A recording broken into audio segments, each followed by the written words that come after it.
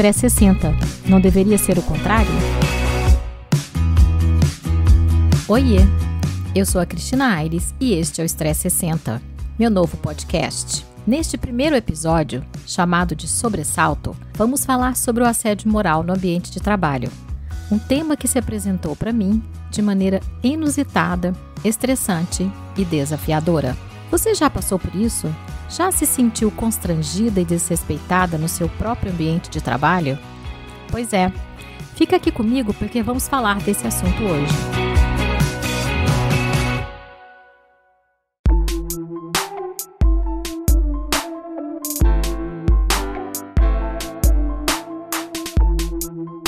Quando pensei em estruturar este podcast para vocês, fiz algumas pesquisas sobre o tema, para embasar nossa conversa e contextualizar a minha própria experiência.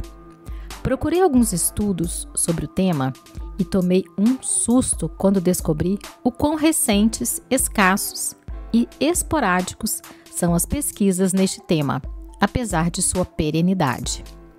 Uma pesquisa da Folha de São Paulo, de julho deste ano, definiu o assédio moral pela exposição constante de um trabalhador a situações humilhantes e constrangedoras durante o trabalho. A prática ainda não foi tipificada como crime no Código Penal brasileiro. O assédio moral não se trata de uma prática atual.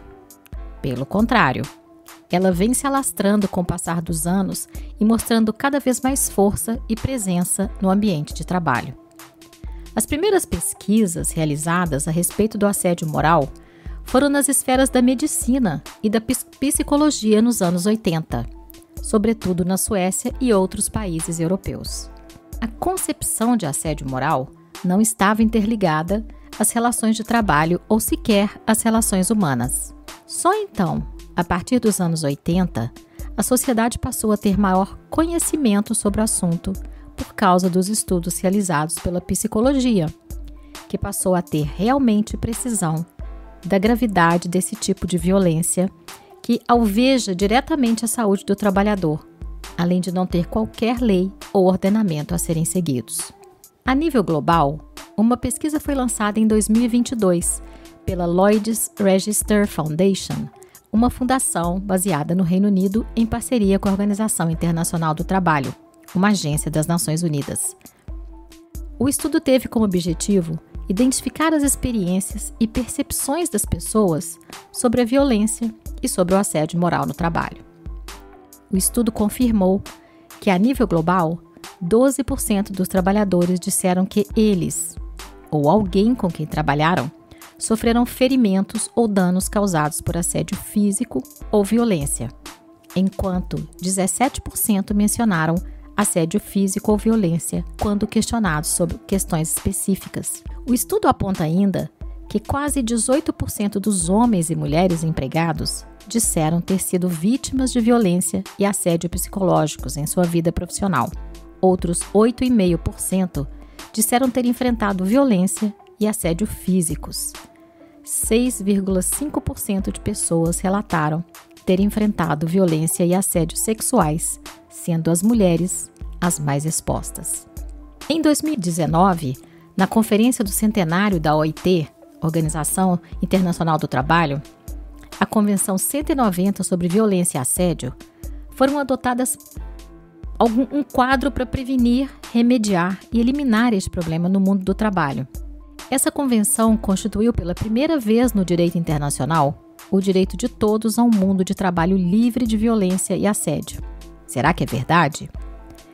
A convenção entrou em vigor em junho de 2021, mas somente 6 países ratificaram essa convenção: a Argentina, o Equador, as Ilhas Fiji, Namíbia, um país da África, Somália, outro país da África, e Uruguai, até os dias de hoje. Os países ratificantes estão legalmente vinculados pelas disposições da Convenção. O Brasil não está entre estes países, assim como também não estão os Estados Unidos e Europa, apesar de terem algum tipo de regulamento sobre o tema.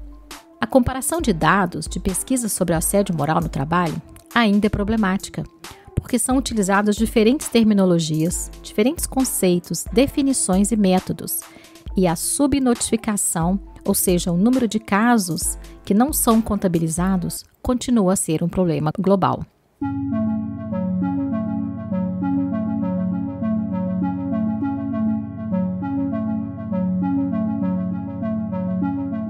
O assédio moral possui diferentes nomenclaturas em diferentes países. Por exemplo, mobbing, maltratar, atacar, perseguir, é o nome chamado na Alemanha e na Itália.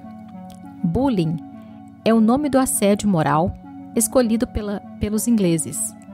Harassment é o nome que se dá ao assédio moral nos Estados Unidos. E no Japão, ijimi, que significa psicoterror laboral. Infelizmente, os casos de assédio moral nas relações de trabalho é um reflexo de formas de assédio que nós assistimos no nosso passado, como a escravidão humana, existente até hoje em alguns países do mundo. O assédio moral é um dos problemas mais sérios enfrentados pela sociedade atual. É fruto de um conjunto de fatores, tais como a globalização econômica predatória, que somente visa produção e lucro, e a atual organização do trabalho, marcada pela competição agressiva e pela opressão dos trabalhadores através do medo e da ameaça.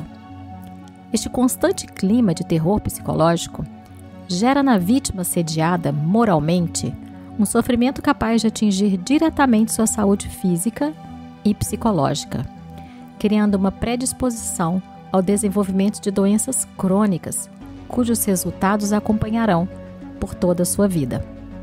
Apesar dos resultados desses estudos proporcionarem um impulso para a ação da comunidade internacional e das instituições nacionais relevantes, não há avanços concretos. Mas qual é a raiz do assédio moral? Como é que ele surge? Por que não se combate o assédio moral de maneira efetiva? Pois bem, o assédio moral no trabalho está enraizado em vários fatores, em fatores culturais, sociais e econômicos muito complexos. Na minha experiência, que vou contar no próximo episódio, eu arriscaria dizer que depende também da característica do agressor. Por exemplo, pessoas inseguras, controladoras, que não conseguem controlar suas emoções, entre outras emoções. Mas, claro, nenhum desses fatores justifica o assédio e o desrespeito no ambiente de trabalho, e muito menos agressões físicas. Os fatores culturais incluem a língua, a religião, os costumes, as tradições, os valores, as normas sociais, as artes, a música, a culinária e muito mais. Esses fatores são transmitidos de geração para geração e moldam a identidade coletiva de um grupo ou sociedade, como o machismo, por exemplo. A influência dos fatores culturais na sociedade é profunda. Afetam nossas perspectivas de comportamento e até mesmo as nossas instituições sociais. A religião, por exemplo, pode influenciar nossas crenças morais e éticas, enquanto a língua molda nossa forma de comunicação e interação social. Além disso, os fatores culturais também podem influenciar a forma como nos vestimos, nos alimentamos, nos divertimos e até mesmo nos relacionamos uns com os outros. No contexto atual, alguns aspectos culturais têm se destacado. A globalização, por exemplo, como já mencionamos aqui, tem levado à disseminação de diferentes culturas ao redor do mundo, resultando em uma maior diversidade cultural em muitos países. Isso pode levar a conflitos ou à integração de diferentes culturas em uma sociedade multicultural. Este é o meu caso.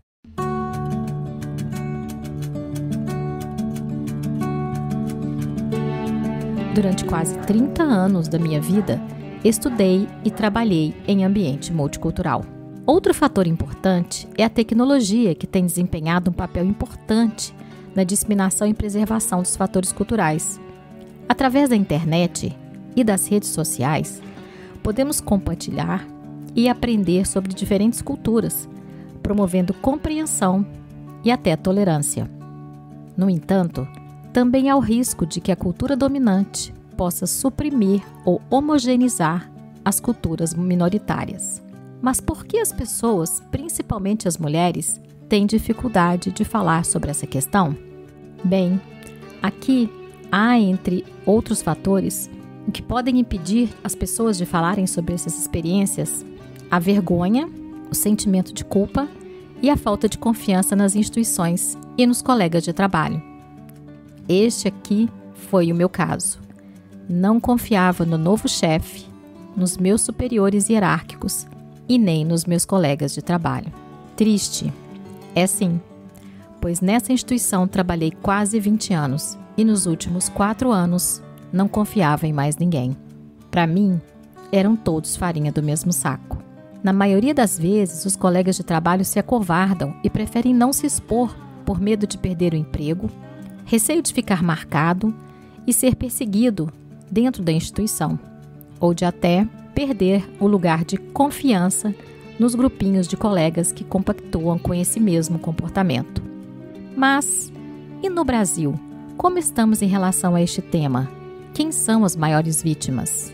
Pois é, o assédio moral no Brasil perdura desde os tempos da escravidão, onde os escravos eram condicionados a trabalhar de forma análoga em situações críticas, nas quais sofriam com um intenso terror psicológico. Naquela época, as condições de trabalho eram as piores imagináveis, pois os escravos trabalhavam em produções agrícolas de forma intensa, num período em que foram marcados pela desigualdade, perseguições, separações de famílias, castigos severos e até mortes. A nível de Brasil, uma pesquisa realizada em 2023 pela consultoria Santo Caos apontou números preocupantes. Quase 30% das mulheres relataram já ter sofrido um tipo de assédio ou discriminação no ambiente de trabalho. Número este que representa mais do que o dobro da ocorrência de assédio contra homens, 14%. Mas atenção! Este número já alarmante de mulheres que relataram já ter sofrido assédio moral, que é de 30%, poderá ser ainda maior se contabilizarmos as milhares de pessoas, milhares de mulheres que ainda não conseguem falar sobre isso por medo e por vergonha.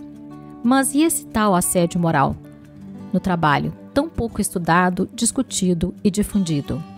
O assédio moral no ambiente de trabalho é caracterizado por um comportamento abusivo que causa constrangimento, discriminação e desrespeito à dignidade e à moral do colaborador. É um tipo de violência psicológica que pode ser praticada por qualquer pessoa e direcionada a qualquer colaborador, independentemente da função ou posição hierárquica. Trata-se de um comportamento que desestabiliza a vítima emocionalmente.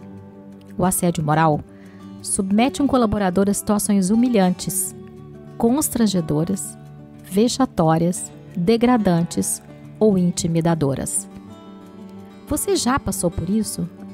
Você conhece alguém ou algum colega que está passando por isso?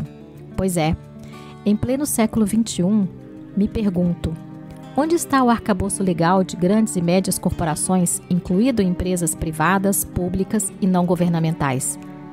Quem vai coibir e punir esses agressores? Onde está a prática da ética e códigos de conduta dessas instituições? Será que existem? Será que existem procedimentos e regulamentos internos escritos e validados? Ou quando existe é somente para cumprir um requisito institucional de boa moral e bons costumes, mas não é praticado, muito menos disseminado, só existe no papel? No próximo episódio, vou contar minha experiência para vocês.